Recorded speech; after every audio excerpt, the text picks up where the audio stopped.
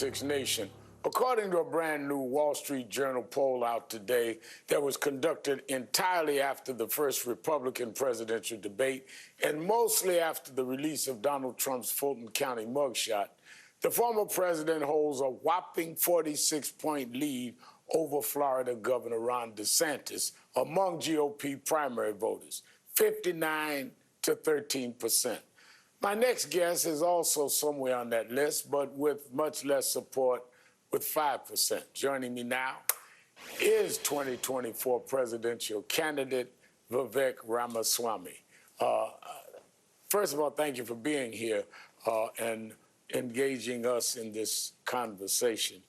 I want to start with comments you made repeatedly now, referring to Massachusetts Congresswoman Ayanna Pressley and author Ibram Kendi as, quote, grand wizards of the modern KKK. Now, I understand you differ with both of them politically and probably with me. But as a graduate of Harvard and Yale universities, I believe you must be aware the Ku Klux Klan is not a political party. It's a terrorist organization. Historians view the Klan as the driving force behind lynchings of blacks in the American South, more than 4,000 people murdered from 1877 to 1950. And the group is linked to numerous other acts of racial violence continuing through the civil rights movement to the present day. You're running to be the leader of the free world, so your choice of words matter. Have you taken any time to reflect upon the possibility that comparing your political rivals to murderous terrorists might put their lives in danger at a time when hate crimes are on the rise? Or do you just don't care? So Reverend Sharpton, I don't look at the world through political parties. Frankly, it's good to see it's been 20 years since we last spoke. And part of the reason that I came to that event 20 years ago with you is that you were a political outsider just like I am in my own party.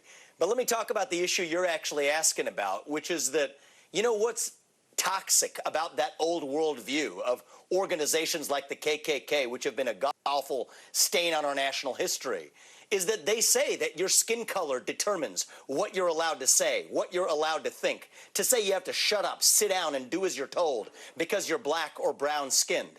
Well, you know what Ayanna Pressley said much more recently is that we don't want any more black faces that don't want to be a black voice. We don't want any more brown faces that don't want to be a brown voice. And so, yes, I do think there are echoes of a historical ugly racism in this country now showing up in new clothing. To say we and don't what I want to lead us to as the next president just a second. is a to say united that we nation do not want where we don't actually judge each other on the color of our skin. To say that is not going with sheets and burning crosses and lynching people. If she said something you disagree with, the point I'm making, you cannot equate Grand Wizard of the Ku Klux Klan with somebody saying something that you think is a little controversial or a little too far. Some of our relatives were terrorized by the Ku Klux Klan. I'm trying to get you to understand the pain of that. I know you're intellectually honest. I know you're an intellectually honest guy, and so I will remind you that Hakeem Jeffries drew analogies between Donald Trump and the Ku Klux Klan, and I don't think you had him on pressing him in the same way. So we're drawing analogies here to make a point. He did not call Donald Trump the grand dragon of the KKK. He did not call Donald Trump an officer of the modern KKK. Let's not change what was said. So, Reverend Sharpton, though, I'm calling out a double standard and saying that certain people can use certain analogies to make a point. Well, I'm using an analogy to make a point. And the point I'm making is we should stop seeing each other on the basis of our skin color. It was god-awful when the KKK did it. But you know what? We have to learn a lesson in the present that we're creating more racial division in this country. But you when cannot you say if you have black skin, you can only think one thing. You cannot do it being insensitive to our feeling.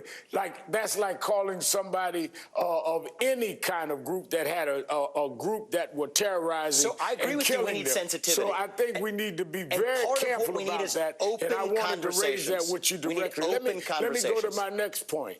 And I respect that you're willing to have an open conversation. But I want to ask you a couple of questions. And one thing, you know, if you talked, you mentioned we talked 20 years ago, and I'm going to get to that. But you should have known 20 years ago. You're not going to out-talk me. So let me ask my question. I'll let you talk, then I'll go back to the next point. Goes both ways, yeah. All right. You've spoken out against affirmative action and diversity programs, even though it is a reporting in Axios and elsewhere have produced evidence. Your own former company has been involved in various DEI and ESG initiatives. Your own companies, DEI, diversity. I would hope we can agree that historically many communities of color have not enjoyed the same socio-economic benefits as white Americans. And many of those disparities persist to this day. What specifically would you do as president to address that problem, keeping in mind your own company got diversity business? Yeah, so I want to be very clear about that. After I stepped down as CEO, precisely to speak my mind freely, the company that I founded went the direction of most companies in corporate America. And I disagree with that decision. But you're asking a more important question about what are we going to do to ensure equality of opportunity in this country. You're right. We have been an imperfect nation. I've always said it. But we aspire towards perfection. How do we go that next step? I want to make sure kids aren't trapped in the ghetto of a zip code that they happen to be born in. To the contrary, I think every parent deserves to have the opportunity to send their kids to the best possible school. That's why I favor radical school choice in this country.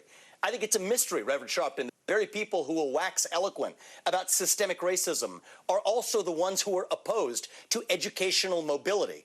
That's why I've said shut down the U.S. Department of Education. Use that $80 billion.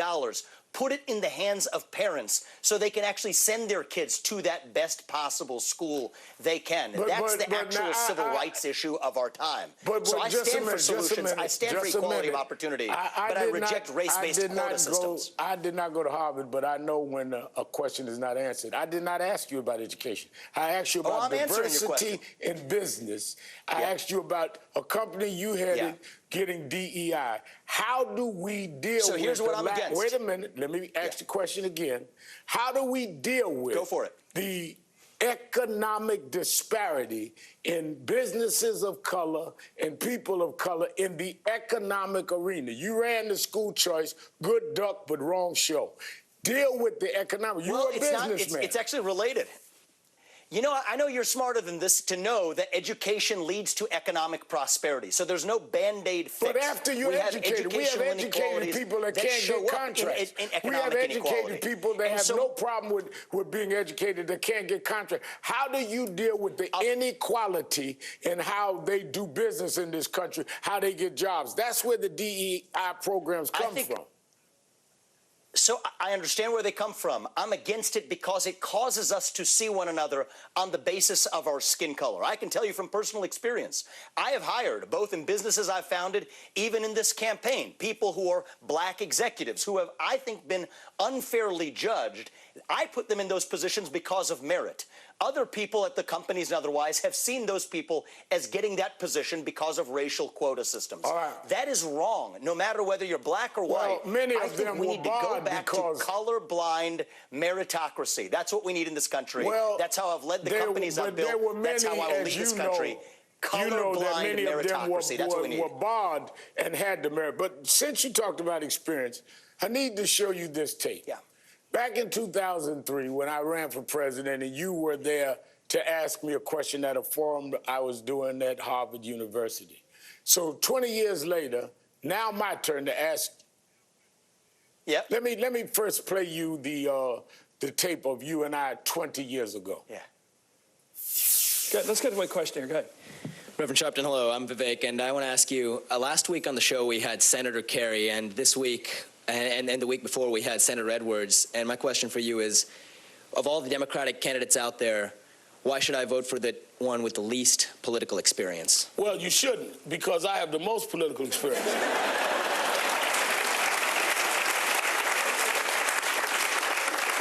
I got involved in the political movement when I was 12 years old.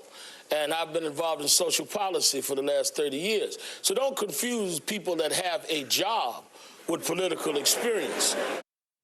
So 20 years later, now my turn to ask you, of all the Republican candidates out there, why should someone vote for you, the one with the least political experience? And I might add, you've never held office. You've only voted twice. That's correct. In the last few elections. You don't even vote regularly. Yes. And you support Donald Trump, who never held office until he was president. Well, you putting a different standard on me, but I won't even make the racial application there. Why should we vote for you? Listen, at the age of 18, I think you persuaded me on that one, that political experience is not the same as holding office. To tell you the truth, the reason I came out there and I was intrigued. Can I put out right-wing press that Sharpton converted a young, well, I don't want to take credit for to believe outside of political experience, you know, I'm going to tell you the truth. One of the things, I'll even give you one more for you, okay? You were the only anti-war candidate back then. I was against the Iraq War. As I recall, you were the only anti-war candidate in either party. Well, guess what? Tables turn now. I'm the only true anti-war candidate in either political party now when it comes to Ukraine. I believe in America First policies. I think this Ukraine war does not advance American interests. I was the only person with the courage to say that on the Republican debate stage last week. The real war I would take on is the war against the administrative state, the shadow government here at home. I think the people who we elect to run the government, once again, ought to be the people who actually run the government, not the cancerous bureaucrats in Washington, D.C. I'll have a 75% headcount reduction for all of the people who weren't elected in Washington, D.C. So this is a very different vision than you hear amongst traditional Democrats for sure, but even amongst traditional Republicans. I want to shut down the administrative state. I want to declare independence from China. I want to grow our economy by drilling and fracking and embracing energy. And I want to revive national pride in this country. That's not a Republican idea or a Democratic vision. It is a pro-American vision. That's what I stand for. It's why I'm in this race. I would take issue that when I opposed the war in Iraq and going for weapons of mass destruction that wasn't there, so I ended up being right, you can't compare that to the United States supporting Ukraine defending itself against Russia. So that's Look, I think there's a myth that Ukraine's actually, I think I was against the Iraq war then, but I'm consistent now. Ukraine is not some democracy that we've now painted it to be. I think this is a regime that really has some serious flaws as well. Ukraine is in a, so I think I respectfully disagree with you. Strategic place where I respectfully we have disagree that I do not think surrounded. But all right, we can agree to disagree on Ukraine that. is not a NATO ally, and Ukraine doesn't advance U.S. interests. So that's one of the things that's distinctive about my views. We disagree respectfully on that. Now, NBC is reporting that you were once a recipient of a fellowship for immigrants and children of immigrants from the Soros Foundation. You were awarded the fellowship in 2011 to support your studies at Yale Law School. And the issue is that you, the child of Indian immigrants, are now accusing some immigrants of carrying out an invasion of the United States. And that as president, you would make it more difficult for children of immigrants born here to participate in the political process. The floor is yours to explain how you enjoyed from it, that you, Sharpton convinced you could run for president, Soros helped you through college. Explain all of this. Come on. So you know what's really kind of funny about this? That you draw a distinction between legal and illegal immigrants like it doesn't exist. And I think that's a major problem in this country. I think that we need to use our own military to secure our own southern border. Not an armed invasion across somebody else's random border, but across our own border right here in the United States of America. I stand for that. I believe in the rule of law. My parents came to this country legally, through the front door, followed the rules, paid their taxes, raised 2 kids. Both of us went on to found companies that helped thousands of Americans. But that also means that your first act of entering this country cannot break the law. That's part of what it means to be an American. We believe in the rule of law. So yes, I want to end funding for sanctuary cities, end foreign aid to Mexico and other countries. You have no problem illegal immigration, with helping, I am a hardliner on. Absolutely. You have no problem with helping those immigrants that come here and follow the law and become citizens. I want to help every legal citizen of this country. That's what America First means, putting every American first. And you see how I run this campaign? It's very different. I've gone to the south side of Chicago, to Kensington, in the middle of Philadelphia. Right. I haven't called Zelensky, but I have called people in West Maui. America First means every American. All right, let me but ask that you means this. you have to come to this country this. legally, not illegally. Let me ask you this. You say we run the country with a nation of laws and that we ought to follow the laws. Then how can you and your colleagues stand on a debate stage and say that you would endorse and support for president a man if he was convicted of breaking the law and a felony in Donald Trump? How can you say, I will put a convict back in the White House, and you say that I'm the way our supporting Constitution the law? and laws of this country work? First of all, I'm running to be the next president, and I expect to be the next president because I want to reunite this country in a way that we badly need. But I have made a pledge to be on that debate stage, and I intend to keep it because I think the way we do things in the United States of America is that the people of this country get to decide who governs, not the administrative police state. So for better or worse, if it's a guy I disagree with or a guy I agree with, in this case, Donald Trump, I do agree with most of his policies. The question either posed way, to you all you got to follow the Constitution. You have to follow the Constitution. Of a crime. If the Constitution is clear, so the if he's Constitution convicted of does not eliminate you. Conduct, he's eliminated. Let me then put it to you this way. The Constitution governs. I believe in the Constitution, and the Constitution says we have a process for picking presidents in this country. I think we should follow it. I expect to follow it. I expect to be the next president. But even if it's not me, I will support anyone who follows that process. If you became president, would you pardon Donald Trump for any of the crimes that he's been indicted for, or if he's convicted?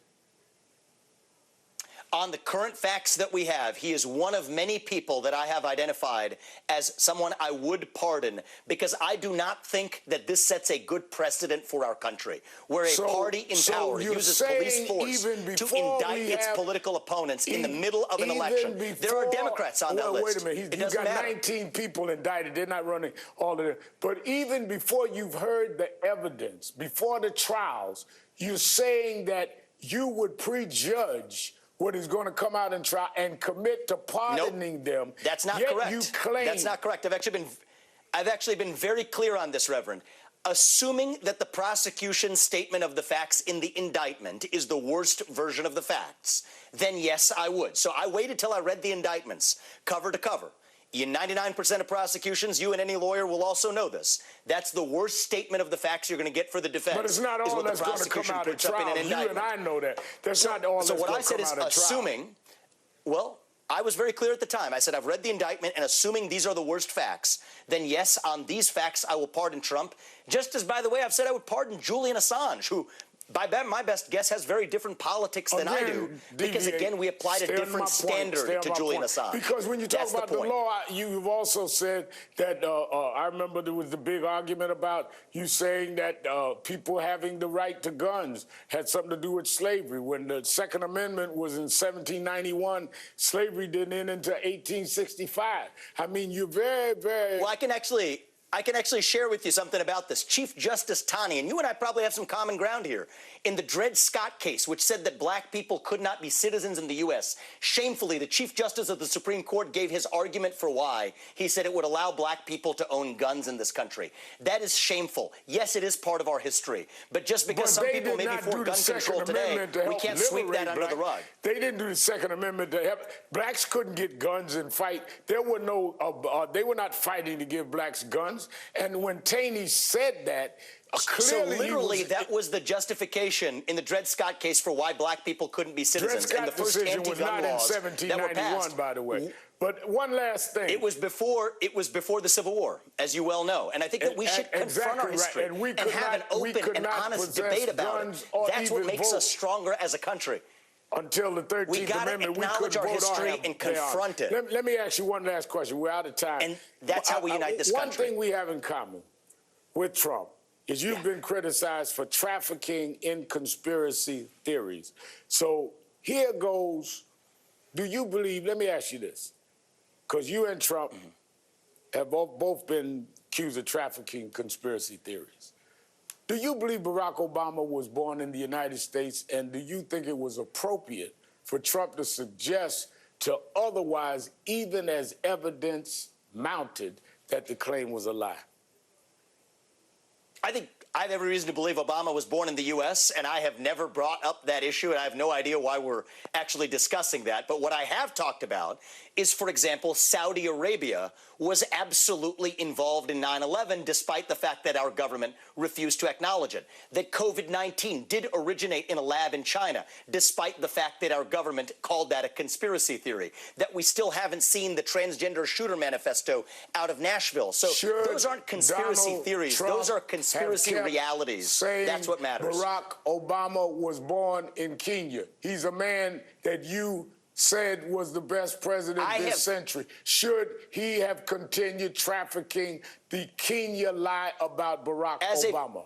Look, I will say, as a presidential candidate before he ran for president, I think he made absolutely the right decision to say that that was a ridiculous theory. Barack Obama was born in the United States. And frankly, I don't think we should dignify the things that aren't true versus talking about the hard things that were labeled conspiracy theories, but that are true now. So I actually believe in truth over theory. I'm tied to facts. All right, well, you certainly came, and you knew I was going to fight it out with you, and you stood up. Did about 3 or 4 ducks, threw a couple. We'll do this again. Thank you, 2024 presidential candidate Vivek Ramaswamy. Back in a moment.